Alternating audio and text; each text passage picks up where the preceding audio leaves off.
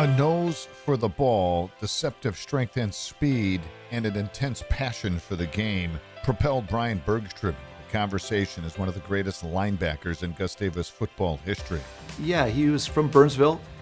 We had him because of his academics, really, and then we had alums coaching at Burnsville who had great things to say about him. So we certainly were excited about him that way and had done well in high school, but we had no idea the impact that he would have here, of course, both academically and athletically.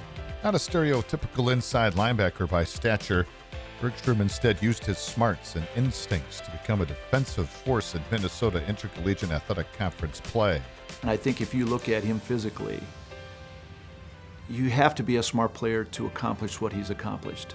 He's not overly big, he's not overly muscled, he's not, intimidating looking.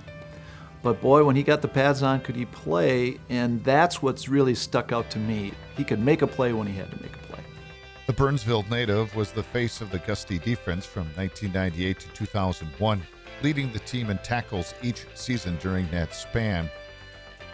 Bergstrom fit the characteristics of what it meant to be a Gusty football player under head coach Jay Schennebeck by performing at a high level at all times and being a servant leader.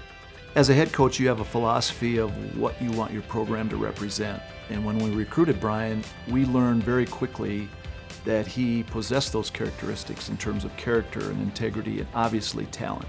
I think he is exactly what you look for in a Division III student athlete, and he is certainly the epitome or the prototype of what we're trying to accomplish here at this level.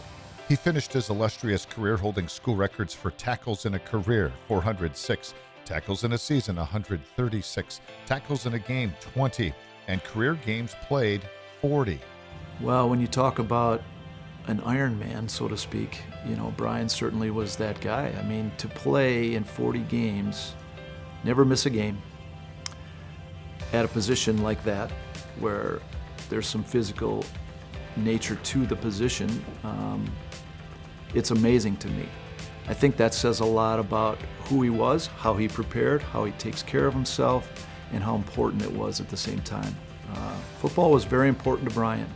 A three-time All-Conference honoree, Bergstrom was also a two-time first-team All-District selection, as well as an honorable mention All-America honoree his senior year. And when he got to the ball, he could finish. And that was the other thing I think that people misunderstood about Brian Bergstrom is you look at him and you think he's not that strong. He's very strong. He just didn't look it. And when he got to the ball, the player was down.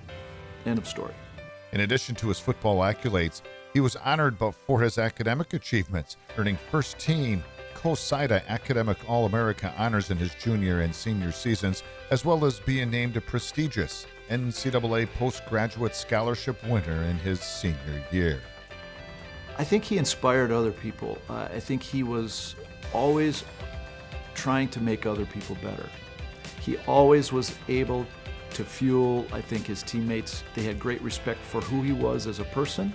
He walked his own walk, and I think that's why players responded to him. After graduating from Gustavus in 2002 with a degree in health fitness, Bergstrom had coaching stints at Shakopee High School, St. Cloud State University, and Crown College, before returning to his alma mater in 2006, where he served as defensive coordinator for 5 years. Bergstrom is currently the safeties coach at South Dakota State University. Brian and his wife, Kate, a 2002 grad, live in Brookings, South Dakota with their 3 children, Creighton, Beckett, and Berkeley. It was really an honor for me, plus very much fun for me to coach with a guy like Brian, and I'm so proud of the fact that he has continued in that profession. The people that he coaches will be blessed to have him as their leader.